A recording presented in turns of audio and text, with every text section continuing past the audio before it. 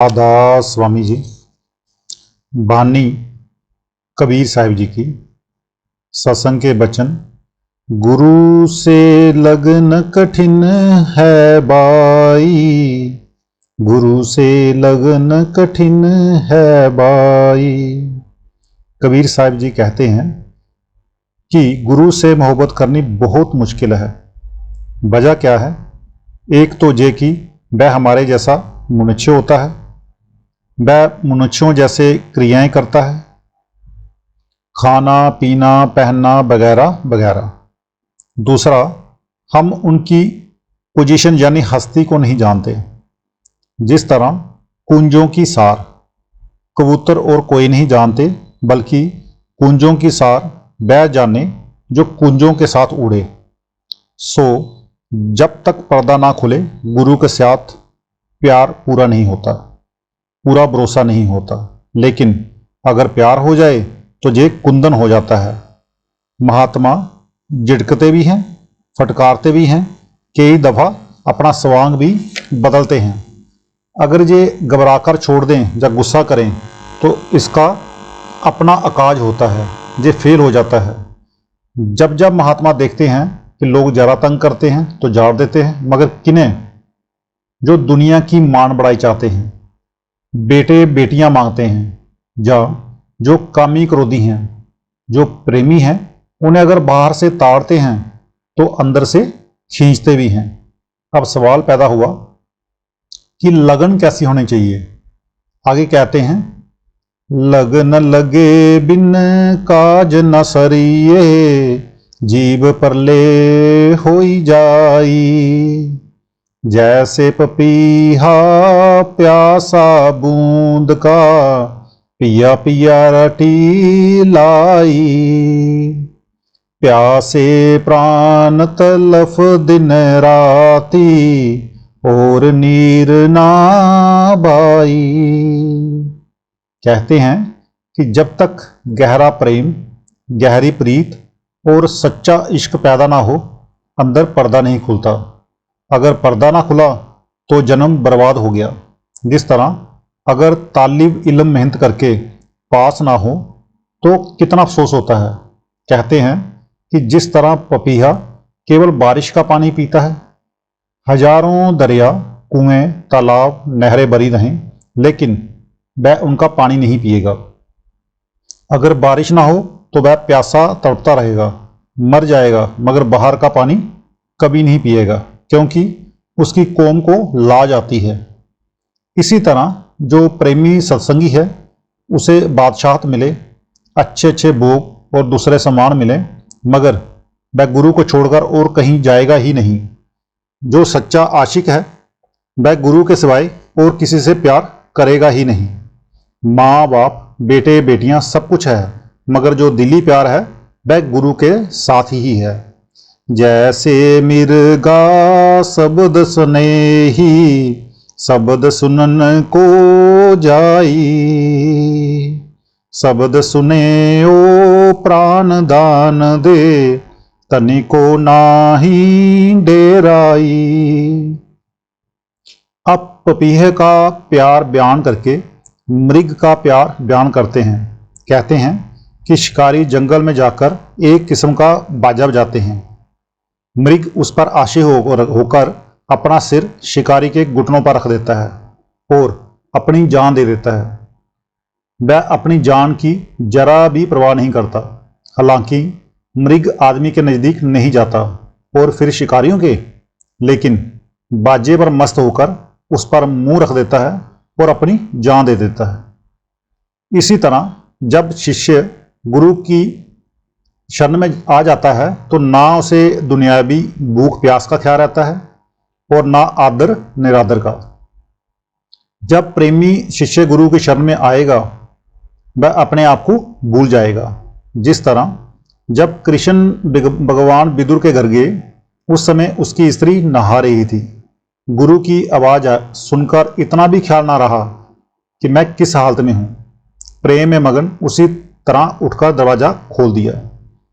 इसी तरह कई प्रेमी सत्संगी दिल में कहा करते हैं कि सतगुरु से ये कहेंगे वह कहेंगे, लेकिन जब गुरु के सामने गए कोई बात भी याद ना रही, सिर्फ गुरु ही गुरु सामने है और दुनिया का प्यार बिल्कुल जाता रहा। सो कहते हैं कि मृग उस शब्द पर अपने आप को कुर्बान कर देता है। इसी तरह शिष्य का भी धर्म है कि अपने आप को गुरु पर कुर्बान कर दे। ना खाना, ना पीना, ना कोई लोक लाज, मतलब कि किसी बात का ख्याल ना रहे। कोई उसे अच्छा कहे या बुरा कहे वह ख्याल ही ना करे। जैसे सती चढ़ी सते ऊपर, पिय की राह मन बाई, पावक देख डरे नाही बै, हंसत बैठा सरा माई। जिस तरह जब किसी पतिव्रता स्त्री का पति गुजर जाता है, वह उसके साथ सती हो जाती थी। चिता पर पहुंचकर अपने पति का सिर गोद में रख लेती थी। दूसरे लोग उसे आग लगा देते थे।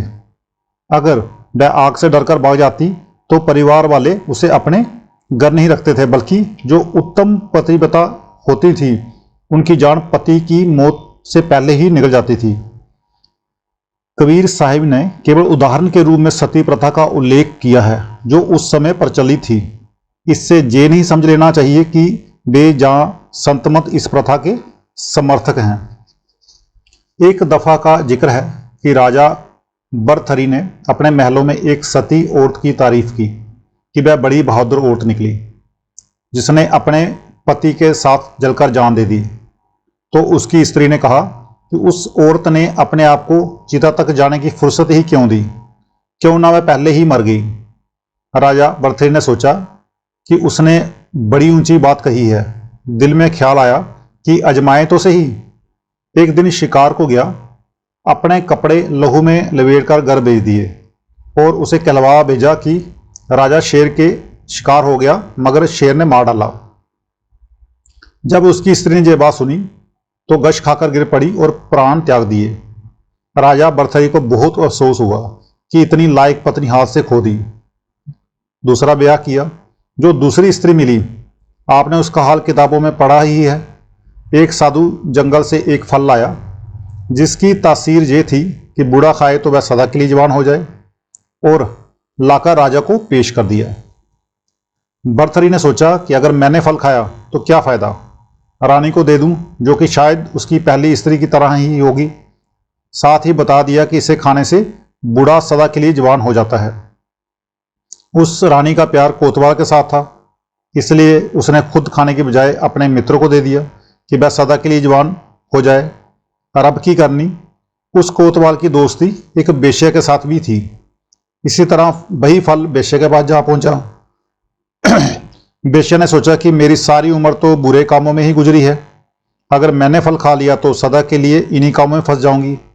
क्यों ना ये फल राजा को दे दिया जाए जो बड़ा धर्मात्मा है। उसके राज में प्रजा को बहुत सुख है। अगर वह सदा के लिए जवान हो गया तो प्रजा सदा के लिए सुखी हो जाएगी। जब राजा के पास फल आया तो उसने पहचान लिया कि ये तो वही फल है। बेश्या से पूछा कि सच बता कि ये फल कहाँ से मिल लिया था। कहने लगी कोतवाल से। राजा ने नौकर को भेजकर कोतवाल को बुलाया और पूछा कि सच बता कि तुझे ये फल कहाँ से मिला। कोतवाल पहले तो इधर उधर की बातें करके टालने लगा, लेकिन राजा ने डांटा तो बोल पड़ा कि रानी के पास से मिला था। बस यकीन हो गया कि ये वही साधु वाला फल है। उस वक्त राजा बरथरी ने पहले तो अपने आप को लानत दी कि धिक्कार है मुझे जो मैं ऐसी औरत के जाल में फंसा। फिर धिक्कार है रानी को जो राजा को छोड़कर नौकर के साथ घूमती रही। उससे ज़्यादा धिक्कार है कोतवाल को जिसे रानी मिली मगर रानी को छोड़कर बेश्या के पीछे लग गया। ये विचार करके राजा बरथरी ने राजपाट त्याग दिया।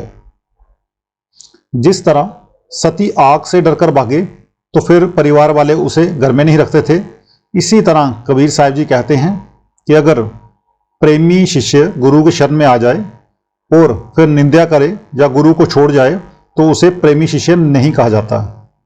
जिस तरह सती आग को देखकर डरती नहीं बल्कि खुशी खुशी चिता के ऊपर बैठ जाती थी, इसी तरह कितनी ही मुश्किलें आए, दुख आए, क्लेश आए, शिष्य गुरु को नहीं छोड़ता। जब हम स्कूल में पढ़ते थे तब उन दिनों लोग तोड़ेदार बंदूक से शिकार खेलते थे। उसके बाद निकली पत्थर कला जिसको चकमक से आग दी जाती थी उस जमाने में पत्थर कला बंदूक निहायत कीमती मानी जाती थी। गुरु गोविंद सिंह के समय का वाकया है कि एक डल्ला बराड़ कौम का सरदार था।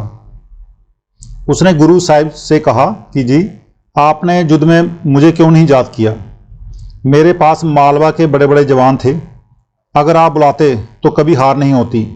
गुरु साहब ने कहा डल्ला मालिक का बाना ही ऐसे था।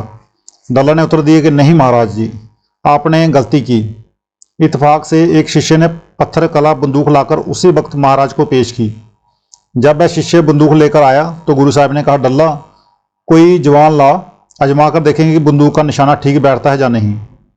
डल्ला ने कईयों से कहा लेकिन सबने जवाब दे दिया, एक भी ना आया। आकर गुरु साहब से कहने लगा कि महाराज उनमें से तो कोई भी नहीं आता। तो गुरु साहब ने कहा अच्छा डल्ला तू ही आ जा। डल्ला ने जवाब दिया महाराज जी अभी तो बच्चे आने हैं। गुरु साहब ने कहा डल्ला तेरी कौम में से तो कोई भी नहीं निकला, फिर तू किस तरह कहता था कि अगर मुझे बुलाते तो हार ना होती। आप बोले कौन? आखिर गुरु साहब ने कहा अच्छा जाओ, हमारे तबेले में कोई है तो बुला लाओ। वहां दो शिष्य मौजूद थे, एक तो पगड़ी बांध रहा था और दूसरा केश संभाल रहा था। जब डल्ला ने गुरु साहिब जी का हुक्म सुनाया तो दोनों दौड़ पड़े।